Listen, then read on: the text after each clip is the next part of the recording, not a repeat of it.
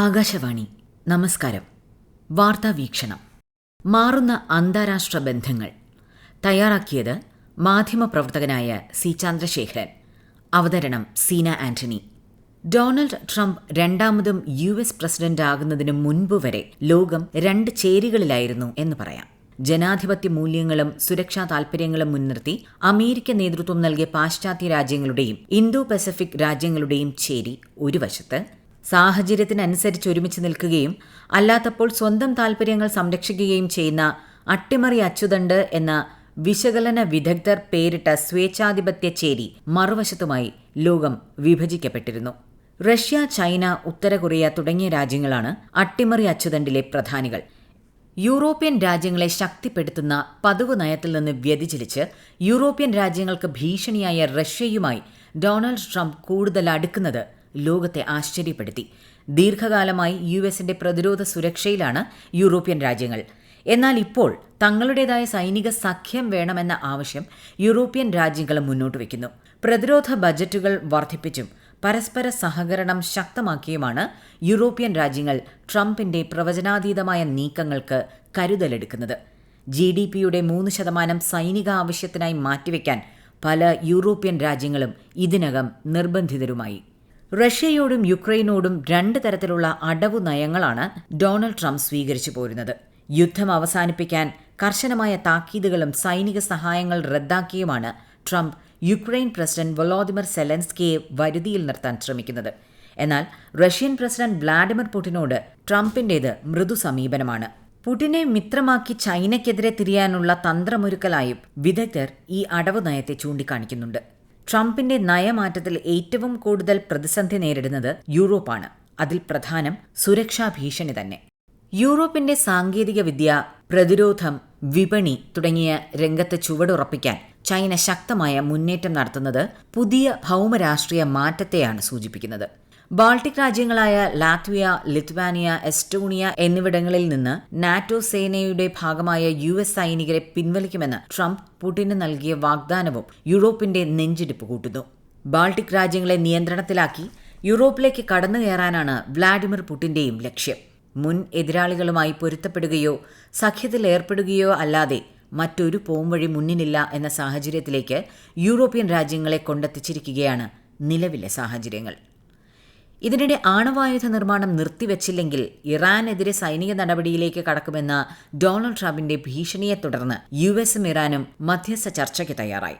പിടിവാശി ഉപേക്ഷിച്ച് ഒരു കരാറിലേക്ക് എത്തുന്നതിന് ഇരുപക്ഷവും ഗുണം കാണുന്നുണ്ടെന്ന് ആദ്യഘട്ട ചർച്ച മസ്കറ്റിൽ നടത്തിയതിനു ശേഷം വ്യക്തമായി. ഇറാനുമായുള്ള സംഘർഷാവസ്ഥ നീങ്ങിയാൽ മാത്രമേ അമേരിക്കയ്ക്ക് തങ്ങൾ പ്രാധാന്യം നൽകുന്ന സൗദി ഇസ്രായേൽ സൗഹൃദത്തിന്റെ കാര്യത്തിൽ എന്തെങ്കിലും മുന്നേറ്റം നടത്താനാകൂ. പലസ്തീൻ പ്രശ്നത്തിന് പുറമെ ഗൾഫ് രാജ്യങ്ങളുമായി മെച്ചപ്പെട്ട സാമ്പത്തിക ഇടപാടുകളിലേക്ക് കടക്കാനും കരാർ ആവശ്യമാണ്. മാത്രവുമല്ല, ഇറാൻ ആണവായുധ ശേഷി ഇനിയും വർദ്ധിപ്പിച്ചാൽ അവരുടെ യുറേനിയം സമ്പുഷ്ടീകരണ ശേഷി ഇപ്പോഴുണ്ടെന്ന് കരുതുന്ന 60% നിന്ന് വർദ്ധിക്കുമെന്നും USഉം പാശ്ചാത്യ രാജ്യങ്ങളും ഭയപ്പെടുന്നു. ഇറാൻ ആണവശേഷി കൈവരിക്കുന്നതിൽ ഏറ്റവും ഭയപ്പെടുന്നത് ഇസ്രായേലാണ്. ഉപരോധങ്ങൾ കൊണ്ട് സമ്പദ് വ്യവസ്ഥയിലുണ്ടായ ഞെരുക്കത്തിന് പരിഹാരമായി കരാറിലെത്തുന്നതിൽ ചില മെച്ചങ്ങളും ഇറാൻ കാണുന്നുണ്ട്. സാമ്പത്തിക തകർച്ചയുടെ പ്രതിഫലനം ഇറാൻ ജനതയുടെ പ്രതികരണത്തിലും പ്രകടമാണ്. ഉപരോധങ്ങൾ ഒഴിഞ്ഞുകിട്ടിയാൽ ആഭ്യന്തര വിഷയങ്ങളിൽ കേന്ദ്രീകരിക്കാമെന്നും അതിലൂടെ അന്താരാഷ്ട്ര തലത്തിൽ കൂടുതൽ മാന്യത സ്വന്തമാക്കാമെന്ന് കണക്കുകൂട്ടുന്നതിനാൽ ഡൊണാൾഡ് ട്രംപിന്റെ വഴിക്ക് ഇറാൻ ഭരണകൂടം എത്തുമെന്നാണ് വിലയിരുത്തൽ. ഡൊണാൾഡ് ട്രംപിന്റെ വ്യാപാര യുദ്ധ പ്രഖ്യാപനം അമേരിക്കയ്ക്കൊപ്പം ഇത്രയും നാൾ കൂടെ നിന്ന രാജ്യങ്ങളെപ്പോലും മാറി ചിന്തിപ്പിക്കാൻ പ്രേരിപ്പിക്കുന്നുവെന്ന് നയതന്ത്ര വിദഗ്ധർ ചൂണ്ടിക്കാട്ടുന്നു. ഡൊണാൾഡ് ട്രംപ് രണ്ടാമതും പ്രസിഡന്റായതിനു പിന്നാലെയാണ് വ്യാപാര യുദ്ധം എന്ന പ്രയോഗം പോലും ഇത്രയേറെ ചർച്ച ചെയ്യപ്പെടുന്നത്. ആഗോള സമ്പദ് വ്യവസ്ഥയെ തകിടം മറിച്ച് ലോകക്രമത്തെ തന്നെ മാറ്റിമറിക്കുകയും രാഷ്ട്രങ്ങൾക്കിടയിലുണ്ടാകുന്ന പ്രതിലോമകരമായ പോരിനെയുമാണ് സാധാരണയായി വ്യാപാര യുദ്ധം എന്ന പ്രയോഗം കൊണ്ട് അർത്ഥമാക്കുന്നത്. തീരുവ യുദ്ധം ആഗോള സാമ്പത്തിക ക്രമത്തെ മുക്കുമ്പോൾ തങ്ങൾക്ക് മാത്രമായി ഒരു രക്ഷപ്പെടൽ സാധ്യമല്ലെന്ന് ഒടുവിൽ അമേരിക്കയും തിരിച്ചറിയുന്നു. തീരുവ ചുമത്തലിനോട് അമേരിക്കയിലെ ജനങ്ങൾക്കിടയിൽ അതൃപ്തിയുണ്ടെന്നതിന് തെളിവാണ് അവിടെയുണ്ടായ പ്രതിഷേധങ്ങൾ.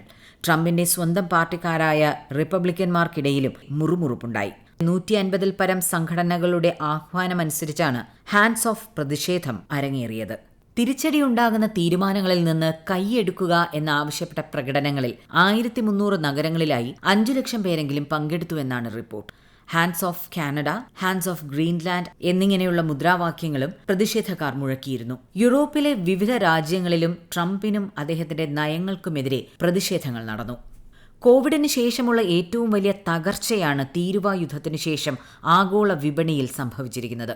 അധിക തീരുവ ചുമത്തിയാൽ അതേ നാണയത്തിൽ തിരിച്ചടിക്കുമെന്ന് മുന്നറിയിപ്പ് നൽകിയവരുടെ കൂട്ടത്തിൽ യുഎസിന്റെ സഖ്യ രാജ്യങ്ങൾ തന്നെയാണ് മുന്നിലുള്ളത്. ഈ സാഹചര്യത്തിലാണ് ഇന്ത്യ ഉൾപ്പെടെയുള്ള രാജ്യങ്ങൾക്ക് ചുമത്തിയ ഇറക്കുമതി തീരുവ 90 ദിവസത്തേക്ക് മരവിപ്പിക്കാൻ ഏപ്രിൽ 9 ട്രംപ് നിർബന്ധിതനായത്. ഇതിന് ട്രംപിനെ പ്രേരിപ്പിച്ചത് ഇലോൺ മസ്കും ലാറി ഫിങ്കും ബിൽ അക്മാനും പോലുള്ള ഉപദേശകരാണെന്ന് പറയപ്പെടുന്നു. വ്യാപാര യുദ്ധത്തിൽ മറ്റു രാജ്യങ്ങൾക്ക് 3 മാസത്തെ വിശ്രമം കൊടുത്ത ട്രംപ് ചൈനയ്ക്കെതിരെ പ്രഖ്യാപിച്ച തീരുവ 145% ഉയർത്തുകയും ചെയ്തു. യുഎസിൽ നിന്നുള്ള ഇറക്കുമതിക്ക് 125% ചൈന ചുമത്തിയ തീരുവ.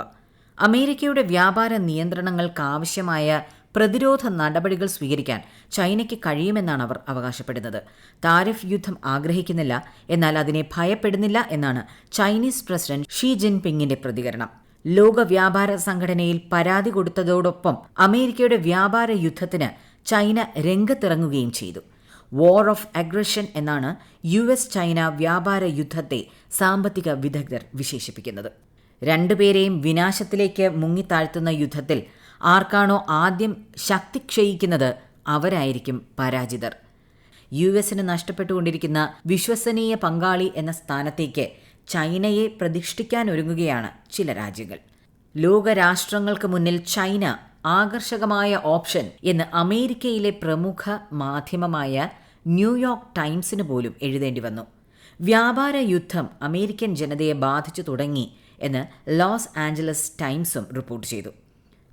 ട്രംപ് വീണ്ടും അധികാരത്തിലെത്തുമെന്ന് ഉറപ്പായപ്പോൾ തന്നെ ബഹുമുഖ വ്യാപാരത്തിനുള്ള ശ്രമം ചൈന ആരംഭിച്ചിരുന്നു.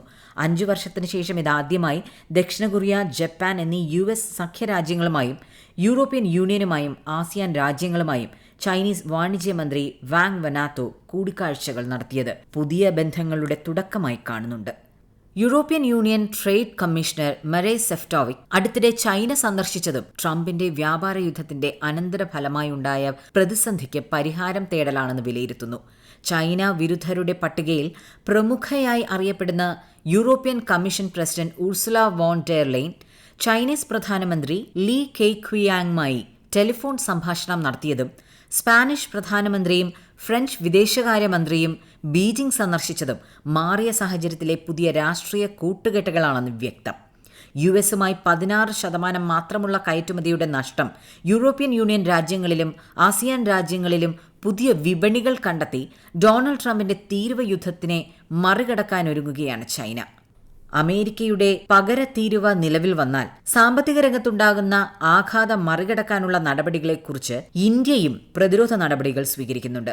റിസർവ് ബാങ്ക് റിപ്പോ നിരക്ക് 0.5% കുറച്ചതിനാൽ വായ്പാ പലിശയിൽ കുറവുണ്ടാകും. സാമ്പത്തിക മേഖലയ്ക്ക് ഇത് ഉണർവ് നൽകുമെന്നാണ് കേന്ദ്ര ബാങ്കിന്റെ പ്രതീക്ഷ. മാത്രവുമല്ല, അമേരിക്കയുമായി വാണിജ്യ ചർച്ചകൾ നടത്തുന്നതിന് ഇതൊരു മികച്ച അവസരമായാണ് ഇന്ത്യ കരുതുന്നത്. ഇന്ത്യയുടെ താൽപ്പര്യങ്ങൾ സംരക്ഷിക്കുന്നതുവരെ സർക്കാരിന് തിരക്കില്ല എന്നാണ് കേന്ദ്ര വാണിജ്യ മന്ത്രി പീയൂഷ് ഗോയൽ പറയുന്നത്. ചൈനയ്ക്കെതിരെ ഇന്ത്യ ഉൾപ്പെടെയുള്ള കൂടുതൽ രാജ്യങ്ങളെ കൂടെ നിർത്താൻ ശ്രമിക്കുന്ന സാഹചര്യത്തിൽ ഇന്ത്യ മുന്നോട്ട് വയ്ക്കുന്ന ആവശ്യങ്ങൾ ട്രംപ് അംഗീകരിക്കാൻ തയ്യാറായേക്കുമെന്ന് വിലയിരുത്തുന്നുണ്ട്. ഇന്ത്യയ്ക്ക് മേൽ ചുമത്തിയ 26% തത്തുല്യ നികുതി കുറയ്ക്കുക, കാർഷികോൽപ്പന്നങ്ങളെ അധിക നികുതിയിൽ നിന്ന് ഒഴിവാക്കുക തുടങ്ങിയ ആവശ്യങ്ങളാണ് ഇന്ത്യ പ്രധാനമായും മുന്നോട്ട് വയ്ക്കുന്നത്. ലോകം ഭീതിയോടെ ഉറ്റുനോക്കിയ വ്യാപാര യുദ്ധം ആഗോളതലത്തിൽ പ്രതിഫലനങ്ങൾ ഉണ്ടാക്കുന്നുണ്ട്. ലോകത്തെ ഏറ്റവും വലിയ 2 സാമ്പത്തിക ശക്തികൾ തമ്മിലാണ് അസാധാരണമാം വിധം വ്യാപാര രംഗത്ത് ഏറ്റുമുട്ടുന്നത്. ഇരു രാജ്യങ്ങളും തമ്മിലുള്ള വ്യാപാര യുദ്ധം നീണ്ടുപോയാൽ അതിന്റെ അവസാനം എവിടെ എന്ന ചോദ്യം ഉയരുന്നുണ്ട്.